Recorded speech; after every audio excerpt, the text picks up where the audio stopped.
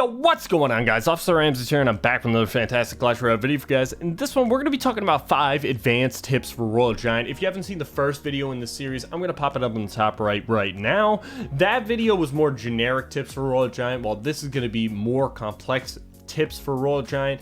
I just want to give a special shout out to Retaliation. He's a Twitch mod in my Twitch chat. He helped me make this list. We kind of combined to make this list together. His Twitter will be in the description below. Make sure you go check that out. He's a fantastic Royal Giant player. And without further ado, let's hop into these tips. Alright guys, so hopping into the tips here, you might be wondering, Ram, why is it bright outside now and why are you wearing different clothes? That is because I recorded this whole part already 2 times because I didn't like the first time, so I recorded it again. I recorded it without my mic being on. Very important for the mic to be on. So today is tomorrow from what you saw the beginning was. But anyway, let's hop in the first tip here. So I'm going to be going through 4 cards specifically and how to use them properly. So starting off here with the Fisherman, I already said in the last tips video that you want to be sure to learn all of the activations, and I'm talking all the activations. Okay, I have a shorts video on my YouTube channel that shows off all the activations that I know of. So you even want to know, the Magic Archer, the Executioner, the Dark Prince, the Ghost, troops like that. You want to learn how to activate against those. I can pop up my shorts video on the top right of the screen right now. Anyway, so you want to make sure you know all those activations. But on top of that, in this more advanced tips video, I'm going to tell you that in a recent video of mine, I did this where he was going in with an E-Giant. I knew he had Tornado in hand, so instead of putting the Fisherman in the normal placement, which is in the middle tile opposite from the tower where he is pushing, 1 tile next to that, even further from the E-Giant. If you put the E-Giant, if you put your Fisherman there, they can actually miss their Tornado, or they have 2 options. They can miss their Tornado, which is what you want, or if they actually end up pulling your Fisherman, they have to activate the King Tower. So either way, it's better. But the reason a lot of people don't do that in most situations, if they don't have Tornado, is because it takes longer to pull the troop because the Fisherman has to walk over. But if you're in a sticky situation and you know he has Tornado in hand and you have to Fisherman, that is the best play to do. So keep that in mind.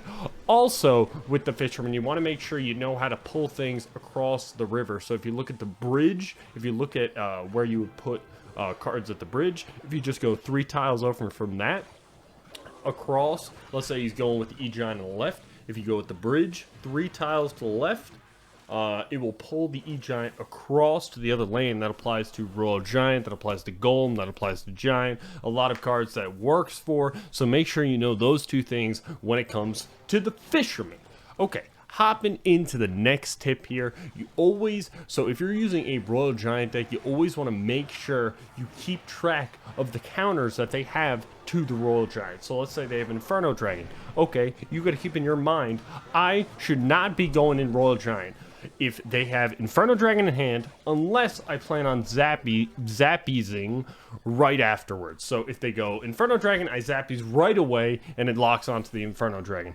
So you always want to know what card they have to defend your Royal Giant before you're going in.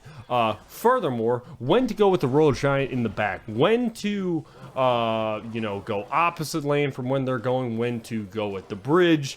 So preferably, if you're going RG in the back, it means they have a building. If they do not have a building, in every case, you want to be going RG at the bridge. If they do have the building, it gets a little bit more complicated if you want to go RG in the back or at the bridge. I would say specifically against Expo, you typically do not want to go Royal Giant in the back. So if they have let's say Logbait, for instance. Okay, Logbait, really hard to break through. Okay, any Inferno Tower deck, really hard to break through. If you're going Royal Giants at the bridge, you need like an SK with a full bar in front of it to even destroy that Inferno Tower. So besides that situation, you're going to want to start an RG push in the back. So let's say you're going against Logbait, like I said. You want to go with an RG opposite lane to where he's pushing. Let's say he's pushing in the left lane. You want to start an RG push in the right lane. I don't care which side you have more damage. I don't care if you took out half of his left lane tower. Doesn't matter. You have to go RG in the back opposite from where he's pushing. The reason being is because he can always rocket your Royal Giant and take out half of its health and get damage on the tower he wants. Okay, so you want to make him make a decision. Okay, do you want to rocket this? It's not the tower you're going for. Most of the time, they're not going to end up rocketing the Royal Giant because it doesn't fully kill it, and it's an even trade. So that's what I would say for that. Also, you want to be going at the bridge if they have, let's say, a mini P.E.K.K.A. or an E-Barbs, and you want to get that Fisherman ready. If you're going against P.E.K.K.A. bridge spam, you don't want to be going RG in the back. You want to be going at the bridge if they don't have a building at all. Expo could be a little bit more confusing because Expo, they do have a building, but you don't really want to go with Royal Giant in the back because then they can Expo at the bridge. You kind of want to save your Royal Giant for the Expo. There are some circumstances where you do want to RG the back against Expo, but it's very rare. A situation I can give you about when to Royal Giant in the back against Expo is if you're down, let's say they're winning by like a good chunk, like 700 damage or something, and you can't break through. They're setting up their defenses. Okay, now maybe it's a good time to start a Royal Giant push in the back. Try to build up the biggest push you possibly can, and then you might break through. That's the only circumstance I would say you should RG in the back against Expo. But besides that, I would be RGing at the bridge and probably trying to keep that Royal Giant for his Expo, especially in single elixir. Okay, moving on to the Skeleton King. So as the man that helped me out said, Retaliation, he said Skeleton King is a positive elixir machine, okay? And he is exactly correct, okay? Skeleton King is not only insane on defense, but in some matchups it's also insane on offense. So you got to know how to use the Skeleton King based on the matchup you're going against. Let me give you an example. Lava Hound. If you're going against Lava Hound, it's not good on defense. So what is it going to defend? But it's great on offense because they usually don't have a lot of answers to your Skeleton King. Sometimes there's like a lot of Valak decks, but it's not very common. So let's say they go with the Lava Hound in the back. What you want to do with the SK, this is the best play. Even if you have Royal Giant in hand, what I'm always doing if they go Lava Hound in the back is I'm going SK Skarmy the bridge opposite lane from the Lava Hound. The reason being is that it baits out Elixir. They have to defend. If they don't defend, you're probably going to win. If they do defend, which they probably are going to, let's say they put skeleton dragons down on top of it, they put a baby dragon down on top of it. What this does is, first of all, you're going to get a lot of damage, if not the whole tower, from that Skeleton King Skarmy push. You want to wait till he takes out that Skarmy, use the ability, do a lot of damage. But also, what it's making him do is not build up a massive Lava Hound push in the other lane. So it's doing 2 in 1. So that's an example of SK being good on offense and when to use it aggressively. On defense, for instance, if you're going against, if you're going against a beatdown, okay, let's say Golem, okay, if they go Golem in the back, you want to SK the back into his Golem. The reason being is because not only does this start the 3-card cycle, a lot of people forget that the SK is a champion. It has the 3-card cycle. You know, it's not a queen in the cycle deck, but it still helps out a lot. You know, you can get back to 2 Fishermans, you can get back to 2 Zappies, whatever it is. The SK in the back first play into, not first play. The SK into the back when he golems into the golem is a very good play. You can also Skarmy on top. That's what you want to do. You want to SK in the back, Skarmy on top of the golem. This applies to E-Golem. This applies to Giant, whatever it is. You want to keep that SK for his tank because that's really your damage dealer. If you're looking at this deck, what deals the most damage? Yeah, it's the Skarmy, but you want to synergize the SK and the Skarmy. The Skarmy is probably going to get taken out by whatever spell they use, but the SK is going to synergize with that Skarmy, and it's going to help you out against those beatdown decks. Another example where you want to save your SK for their win condition is Drill. Drill, if you look at the cards in the deck, you don't really have a lot of splash cards. You don't have any splash cards besides the SK. Okay, yes, you can Skarmy on top of the Drill if you don't have SK in hand, but preferably you want to be SKing onto the Drill. The reason being is because they could always NATO your Skarmy off, they can log it off, whatever it is, but what they cannot do is log off your Skeleton King. Okay, and now your Skeleton King got some souls from the Drill, and it's going to counter push. So that's another example where you want to be trying to keep your SK in hand. One last example of where you want to keep your Skeleton King in hand is against P.E.K.K.A. Bridge Spam. Against P.E.K.K.A. Bridge Spam, you really want to try to keep that SK with their P.E.K.K.A. So try to keep it in cycle with their P.E.K.K.A. There's a lot of situations where it can get confusing. You know, he goes with Bandit at the bridge. You don't really have a lot of answers. You have to put the Skeleton King on it. Just be aware against P.E.K.K.A. Bridge Spam. You can use a Mother Witch to stop a bandit if you place it properly. You don't want the bandit to dash. If you place the Mother Witch fair as far away from the bandit to where it doesn't dash, the Mother Witch will kill the bandit. So I like doing that a lot, just to not use my Skeleton King to save it for the P.E.K.K.A. This is specifically for single elixir, especially. You want to keep that SK for the P.E.K.K.A., but this also applies in double elixir. It's also harder to keep the SK in your hand against P.E.K.K.A. bridge spam in single elixir, but that's where it's most important, because if you get caught and you don't have a lot of elixir, the Skeleton King can help you out a lot by using that ability for 2 elixir. You'll also want to make sure you got that SK and the Skarmy in hand together against P.E.K.K.A. bridge spam. There's 2 different kinds of P.E.K.K.A. bridge spam decks. They have either poison or they have fireball. If they have fireball, you want to be making sure that you're keeping those zappies in. If they have poison, you want to be abusing those zappies. If they have fireball, you want to be abusing your Skarmy and your SK. And that's a fairly easy matchup. You should be winning that. If you're having difficulty against that matchup, it's probably because you're not saving your SK for the P.E.K.K.A. and you're also not abusing either your Zappies or your Skarmy, depending on what spell they have. Okay, one last tip with the Skeleton King is that, let's say you're going against a beatdown deck, you're going against E-Giant, you're going against Golem, whatever it is. What you want to do is you're going to have to, like I said, build up an SK push into that, whatever the beatdown, let's say Golem. Build up the SK push into the Golem, and then Skarmy on top. Let's say they have Bar Barrel and they have NATO. If you Skarmy low, they're not going to be able to Bar Barrel. So what are they going to do? They're going to NATO.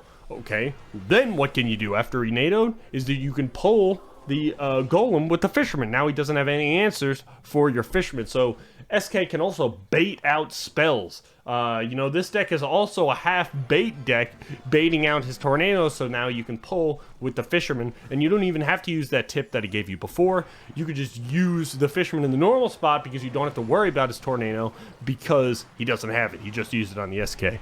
Another question that a lot of people ask all the time is, when do I put the Skeleton King and the Royal Giant in the same lane? When do I separate them? Well, does the SK go in front? Does it go behind? So to answer that second question first, the SK almost always goes in front of the Royal Giant. Okay, the only reason the SK should be behind the Royal Giant is if the SK is nearly dead, okay, and you don't want it to die, so you're able to maybe it helps out with the splash, maybe you want to use the ability. That's the only circumstance where you would want that SK behind the Royal Giant. But besides that, you're going to want the SK in front of the Royal Giant. That's if you're going same lane as the SK with the Royal Giant. The situations where you want to go same lane with the SK and Royal Giant is if they have not a lot of splash cards. So let's say you're going against P.E.K.K.A. bridge spam. That's a great instance where you want to be going the same lane with Skeleton King in front, use the ability, and what the ability does, it almost creates a force field around the Royal Giant. They can't really get in because they don't have a lot of splash cards, so it kind of kills everything around it, or at the very least, it protects the Royal Giant for a little bit longer, giving you extra shots. When you want to separate the Royal Giant from the SK is, let's say you're going against, whatever, Valkyrie Cannon, okay? You want to start that RG push in the back, you want to go SK the opposite lane, and this way he has to pick which side he has to put that Valk on. This applies to, whatever it is. Royal Delivery is another example where you want to try to split them up so that Royal Delivery doesn't get a lot of value on top of the Royal Giant and the SK. And yeah, that would be the situations where you want to split them up because they have to choose which side to defend. If they're smart, they'll put the Valkyrie on top of the SK. If they're dumb, they'll put it on the Royal Giant. And then what you do, you put a Royal Giant right behind the SK because you went Royal Giant in the back. And then you got a good push in the opposite lane. Last card we're going to talk about here, because I think the other 4 cards are pretty self-explanatory, Fireball, Log, Mother Witch, Skarmy, is the Zappies. A lot of people don't know how to use their Zappies. So first of all, I want to say this. I see a lot of people using Zappies, and they'll split Zappies unnecessarily, okay? If they don't have Fireball, especially if they just have Lightning, you should probably be going Zappies in the same lane, okay? You can split Zappies in the back, first play, whatever it is. But preferably, you want to be putting the Zappies in the same lane, okay? That doesn't always apply. Let's say they got, I don't know, P.E.K.K.A. bridge spam, which usually does have Fireball, but you want to be splitting those because it comes from both lanes. But With the Zappies, if they have lightning, for instance, let's say you're going against Royal Giant lightning, okay, that lightning can't really kill all 3 Zappies. It can, but it's a terrible elixir trade. Also, if you put stuff, you know, in the mix, it's hard to hit just the Zappies. So that would be a circumstance where you want to put the Zappies same lane. I see a lot of people splitting them when you shouldn't be splitting them. That goes for the other way around, okay? So people will put them in the same lane when they should be splitting them. So identify, does he have Fireball? Should he be splitting them? Is this giving him a lot of value if I put it on this side? Keep that in mind, and don't just split it every time like I see a lot of people doing. Also with the Zappies, let's say they have an Inferno Dragon coming down, or a Baby Dragon coming down, or Skeleton Dragons coming down. A lot of cards can be taken care of with just one Zappy, okay? And I would much rather have 2 Zappies counter pushing the other lane and pressure the tower a little bit, get more chip than one Zappy would if one Zappy can just defend the Baby Dragon or the Inferno Dragon. One Zappy gets the job done. If it's on your side, one Zappy is just as good as 2, usually. Okay, so let's say, you know, he has, I think an Inferno Dragon or a Baby Dragon, a Phoenix even. One Zappy can take care of a Phoenix. You don't need all 3 Zappies for a Phoenix. You can just take care of it with one. So just keep that in mind. And my last tip for you guys is, I see a lot of people, so I do coaching over on my Twitch, link in description. And almost always, if they're in the lower arenas using my deck, I'll see that they over defend. And it's hard to identify when you're over defending, but it's easy once you understand this principle, okay? Let's say they go E-Giant at the bridge, right? Zappies kill an E-Giant, okay? So if you put the Zappies down for a Z-Giant, you shouldn't do anything else. Don't do anything else. Wait. If you watch really high up pro players, they wait.